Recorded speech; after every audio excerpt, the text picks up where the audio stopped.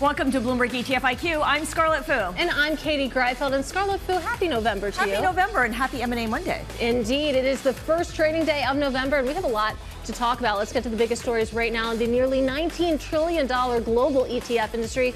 We start with tech stocks rallying as Amazon's $38 billion deal with OpenAI. It adds fuel to the AI trade that's really powered this bull market, Scarlett. And in just moments, we're going to discuss the current momentum in stocks with Faber. He is CIO of Cambria ETFs. And we're also going to speak with Matt Hougan of Bitwise Asset Management on the firm's Spot Solana ETF. That is the only one that's available to traders in the U.S. All that and more coming up. But as always, Eric Balchunas from Bloomberg Intelligence. He's here with us now. He's looking at the flows. Eric, what do you got? Katie, Scarlett, thank you very much. I don't think I've seen the leaderboard this bullish in a while, and it's been a pretty bullish year. It almost makes me a little bearish that it's this bullish. So let's look at the flows. 15 billion in SPY is a ton. You never quite know what's going on with SPY, but that's still a lot. And then VU, obviously doing VU things. VU is now over 100 billion on the year, already breaking the record from last year. Unbelievable. This is Vanguard Tech. So again, tech. This is total market. This is more tech. This is international equities, and that's growth. So a straight equity sweep here for this side. And by the way, all ETFs are now at 1.1 trillion for the year, tied for last year's record with 8 weeks to go. Going to break it, obviously. Let's look at the outflows. And here, again, this is very bullish. This is cash. This is the 2X Tesla. Again, probably people getting out of that trade. And then GLD. So you've got cash, gold, and then down here, more cash. A couple other trades in here, but look, they're all under $1 billion. So hugely net bullish. And this brings me to a note that my colleague Athanasios put out today. Bears face extinction in market that's forgotten how to fall, which is on BI ETF Go. I suggest checking it out. There's so many ways to talk about how the market has just basically blown away all the bears. But one stat he brought up is the negative 3X S&P 500 ETF, right, which was hardcore inverse market, has gone under 5 reverse splits. And they're all 1 for 10 splits. So every time it goes down, it has to reverse split to reset the price so it doesn't get delisted. 1, 2, 3, 4, 5. If you cover ETFs or stocks, you know that is a ridiculous amount of reverse splits. Sign of the times, Katie. But again, anytime things are this bullish, you have to maybe take pause. Yeah, just a fascinating chart you have on the screen there. 5 times is certainly a lot. Let's keep the conversation going now with Faber. He is CIO and co-founder over at Cambria Investment Management. Great to have you with us. So it's so bullish that maybe Eric's feeling a little bit bearish here. I want to take this conversation to your products because you have the Cambria Global Value ETF. You also have the Cambria Global Momentum ETF, and it's pretty stunning to see a value ETF up 46% year to date. That's outperforming momentum as measured by your ETF. That's outperforming the S&P 500. What is going on? Well, by the way, as you guys talking about as good as it gets right now, when you go to Thanksgiving, sit around with your family and by the way, for U.S. stocks, just appreciate, let's have a little gratitude. This is as good as it gets. For the last century, there's been like 4 times in history where the stock market does 15% a year for a decade or more annualized. So everyone just celebrate a little bit. But lost underneath the surface, we all love to talk about NVIDIA, the world's first $5 trillion company, U.S. markets romping and rolling. Gold somewhat entered the conversation a little bit.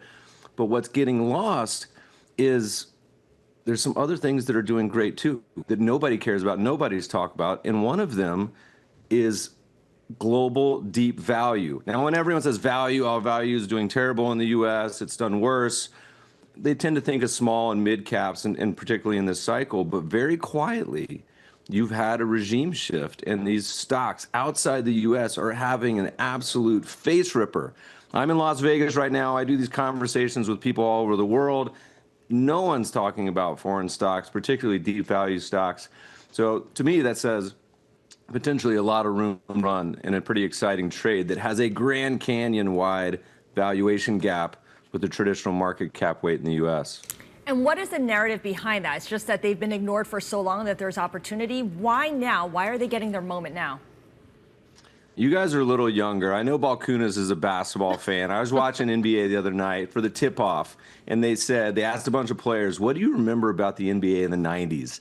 and they all had this blank expression. They're like, "What are you talking about? Michael I wasn't Jordan. born yet." Right? But they were like, I wasn't born yet, because they're all, young 20s, mid 20s players. The point I'm trying to make here is we've had this amazing environment for 15 years. And it's just been U.S. stocks creaming. That's a career for most financial professionals, right? And a lot of people have not experienced what many of us had experienced in the GFC, the internet bubble burst, on and on. The point being, they've been conditioned to understand that every quarter you go talk to your client and they say, "You idiot, why do we own emerging markets? Why do we own foreign stocks? Why do we not just own SPY?" And so it becomes a career risk situation. Well, it's this way it works. Regimes happen over time. For the past 100 years, we're not talking about VOC or the Mississippi Company or NTT anymore. We're talking about U.S. stocks. And so underneath the surface, these countries that have been forgotten and abandoned stock markets, and people say things like Colombia and Brazil, but also things like the UK, right? And some of these countries, particularly Eastern Europe, I think Poland, is well over 50% this year. A lot of these countries are getting a big boost in momentum as well. Yeah, Meb, I think the issue with a U.S. investor's mindset to sort of other countries, I think they just don't feel like the innovation is as strong there. When they think of the Mag 7 and these companies, not only are they innovating, but they've got so much cash on hand, and any good small company that's worth anything, they just buy. They've had 850 acquisitions between those 7 companies. And now with a potential dovish Fed chair, it just seems like, why would I rotate out of U.S.? I think that's what keeps people investing. You hit the nail on the head. And what the whole thing you're saying right now is, when things are romping and stomping and good, all-time highs, bull markets, everything seems amazing, right? The Thanksgiving conversation, this is as good as it gets. Things could not look better. And then when you look to a lot of the places that have been abandoned, that no one wants to invest, that are trading at single-digit PE ratios, you got to remember the U.S. stock market on almost every valuation metric near or at all-time highs, okay? So foreign stocks, and particularly the deep value, are hated. If you go to Thanksgiving this year, so I'm sure you guys have been promoting Bitcoin at every Thanksgiving the last 10 years.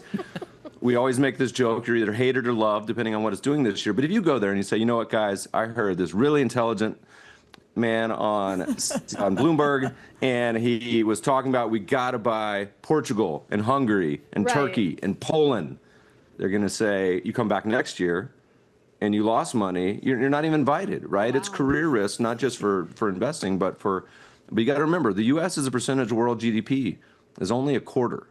So despite how big our capital markets are, the rest of the world is pretty big too. I have to say, you have a pretty harsh family. You'd have to do a lot more than give a lousy stock tip to not get invited back for our Thanksgiving. But Meb, I digress. Let's talk a little bit about taxes, because I think we've hit on almost everything here. It's interesting that if you take a look at the ETF industry right now and sort of the products that are being spun out, you have a lot of products out there that might get pretty lousy tax treatment when you think about some of these leveraged single stock funds, some of these ETFs that promise big yields. They might come back to bite you come tax time. And then you have folks such as yourself, which are developing tax-aware strategies, a lot of funds that are focusing on after-tax returns. And I would love to hear, what you think in terms of the runway there when it comes to developing those types of very tax-specific strategies. Look, you've talked about this on your podcast, and this is perfect because a lot of people listening to this say, "Meb, great, good points. I would love to sell my NVIDIA." If you've been investing in S&P 500 since 2009, you're sitting on a 10-bagger. And the problem is, a lot of people say, "But I'm intaxable and I can't because the tax man's going to kill me. I can't sell this." Same thing if you own Mag 7. Same thing if you own NASDAQ's been a 20-bagger. We've developed, along with some other people, what's called a 351 ETF exchange. And we've done 3 of these. We'll be doing our 4th next month. It allows people to seed the launch of a new ETF with either appreciated stock, with other ETFs, public securities, so no Dogecoin or futures or options or private companies. And it allows you to get a diversified ETF in return. So you'll see articles today from Morningstar that's talking about old school mutual funds that are distributing 50% capital gains distributions this year. One of them is 82%. in this reality, you have this world where you could be able to transition a lot of your stocks and ETFs into a more diversified portfolio. And theoretically, if you guys want to get super wonky and academic, this makes the capital markets more efficient. It lets people rotate out of these positions that they know are really overvalued, but they can't do anything with, into something more diversified. I think 2026, when we're doing the year end and you guys are talking about the year that was in 26, I think the word cloud 351 is going to really have its moment next year. All right, Meb, we'll check in with you before then. Have to leave it there, unfortunately. After Thanksgiving. After Thanksgiving, of course. Really interested to hear how that goes for you. That is Meb Faber of Cambria Investment Management. Now, coming up, a new proposed fund that could reflect the U.S. government's investment strategy. We'll discuss the details next. This is ETF IQ on Bloomberg.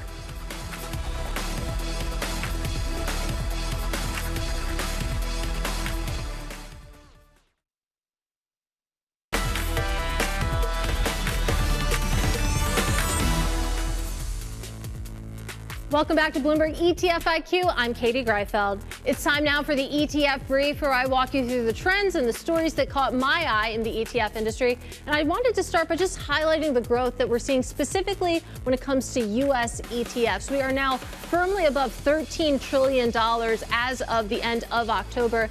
If you draw out this chart, I only brought it back to November 2023 when it was at $7.7 trillion. So just in the last couple of years, the growth has been really breathtaking to watch. So we'll continue to keep an eye on this chart. But let's talk a little bit about ESG. We talk about the lack of demand for ESG all the time. And I think this chart from Bloomberg Intelligence really neatly illustrates the point. You have low carbon ETFs in red there. You can see that they were hot up until 23, 24. Then they started to fall off in favor of robotics and AI. For a moment, that was the sort of shiny object in purple there. But recently, it's been defense. That has been the story of the last couple of months, really of 2025. We know that a lot of governments are upping defense spending, especially when it comes to Europe as well. And this chart certainly reflects that. Let's end, though, with a proposed new ETF coming from the folks at Roundhill. This is a really interesting one. The Roundhill USA Government Portfolio ETF. It would do, if launched, what the name suggests, and that is buy up stakes basically in companies and other assets that the U.S. government also has a stake in, Scarlett. So think Intel, for example, MP Materials, Trilogy Metals, Lithium Americas Corporation. The list goes on. Okay, let's talk a little bit more about this, because this is a fascinating filing with Bloomberg's Isabelle Lee, who wrote the story on it. And Isabelle, so the ETF as proposed would only make an investment after the U.S. has done so? Wouldn't it have gotten the pop already? So that's the biggest question we have, but the prospectus just says it will invest in publicly disclosed deals, which leads us to think, what is publicly disclosed? Katie and I were talking in our seat. Does speculation count as publicly disclosed? Because then people are talking about it already. And to the point you brought up, it is important because the pop would have been done. I think about when we covered the S&P rebalancing. The pop usually happens when it's announced, not weeks after when it's actually added. But still, it's interesting because it kind of, think of it as your political thesis wrapped into something very investable. And we're getting mixed views, which is what makes it also exciting. Yeah, I wrote about that point, though, in the ETF IQ newsletter, the idea that if they can only invest on a confirmed stake, you run the risk of buying high because, of course, the speculation leads to the pop, Isabelle. But it is interesting to see this growing trend of kind of investing in the government and what they're doing. I think about the Grift ETF, for example. There is that, and it's easy, I think, to mistake this as just another thematic ETF, just an upstart issuer, again, trying to make it in the $13 trillion ETF space, flooded with more than 4,500 products, which we always repeat again and again. But you think about also how this could reflect how markets now price political will. I mean, this is an administration that's really muscling itself into Wall Street, and now they're copying. There's something to invest in, if approved. There is a little bit of a precedent here. The Unusual Whale Subversive Democratic Trading ETF, NANCE, is beating the market. It's up 84% since launching, 265 million. This is something where it's almost like don't fight the Fed, don't fight the White House. And if you look at what it holds, I'm assuming it would hold Bitcoin. I'm assuming it would hold uranium or nuclear. What else do you think it might hold? And, again, do you think this will be like pretty diversified or just a couple things? I think if you're looking at the U.S. government, then it probably would be pretty diversified. The thing with the U.S. government is we don't have a sovereign wealth fund. So this is the closest you can get to that. And then, it's probably at the discretion of Roundhill. We know that there's a deal with Trilogy Metals, Lithium Americas, and all that. I actually didn't think about Bitcoin, Eric. So that's an important point. I mean, it could be a proxy one way or another for Bitcoin. But then when I talk to people, they were split. Some were like, it's about time. Production of security is something that Peter Cheer of Academy Securities has been pushing for. But others were worried that, the heavy-handed tactics of the government might skew markets. So again, mixed bag. Not even just cryptocurrencies, but also maybe some of the DATs that administration officials have stakes in as well. So it could be a pretty volatile fund, to be honest. Yeah. The parameters get wider. It's a mix of crypto and thematic. Yeah, why not? That's what makes the hot sauce. ETF world fun. White House hot sauce. There you go. That's a nice one. All right, Bloomberg's Isabelle Lee, thank you so much, and a fantastic story. Be sure to check it out on the Bloomberg or at Bloomberg.com. Now, speaking of crypto, next we drill into the first true spot Solana ETF that is available to traders in the U.S. with Matt Hougan of Bitwise Asset Management next. This is ETF IQ on Bloomberg.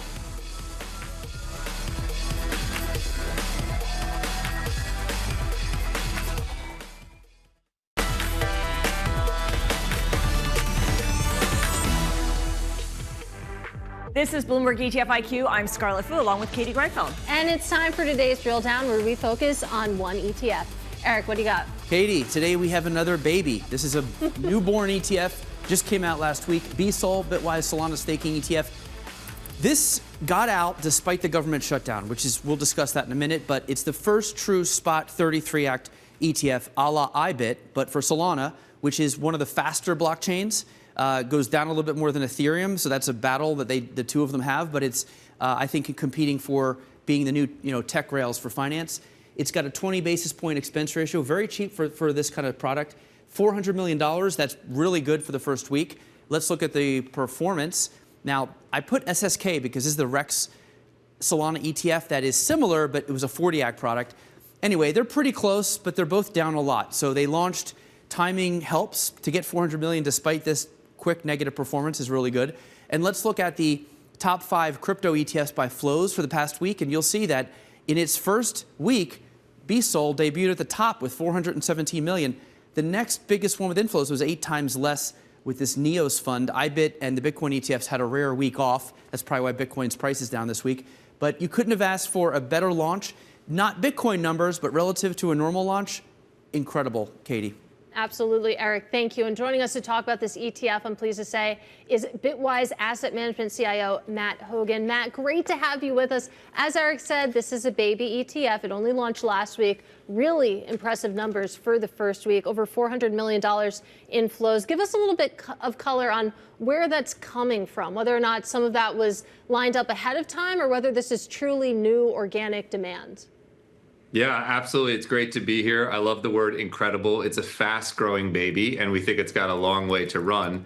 It's a combination. There were certainly people who were anticipating the Solana ETF launching and were ready to invest into BSOL. There's some reasonable amount of seed, but we've seen an enormous amount of organic demand. I just think Solana is one of the most appealing assets. It's a challenger asset that's relatively small, that has the potential for really significant upside. So I think it's retail investors, Solana lovers, financial advisors, and some hedge funds that are contributing to that $400 million in flows. And you have the first mover advantage as well. Why is that first mover advantage so important? And I ask this because I think of GBTC and how it was the first way for investors to get exposure to Bitcoin, but it didn't hold on to its lead when all the spot Bitcoin ETFs launched.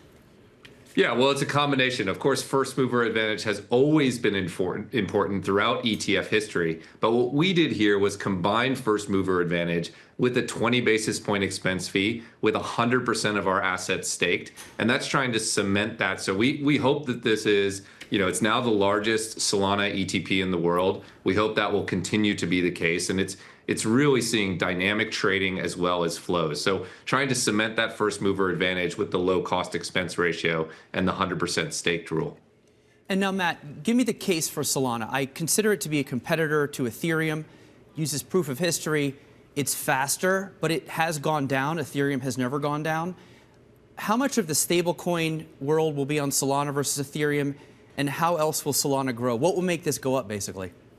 Yeah, well, the beautiful thing about BSOL is you're getting 2 bets at once, Eric. You're getting a bet that tokenization and stablecoins will grow, right? Solana has a portion of that marketplace.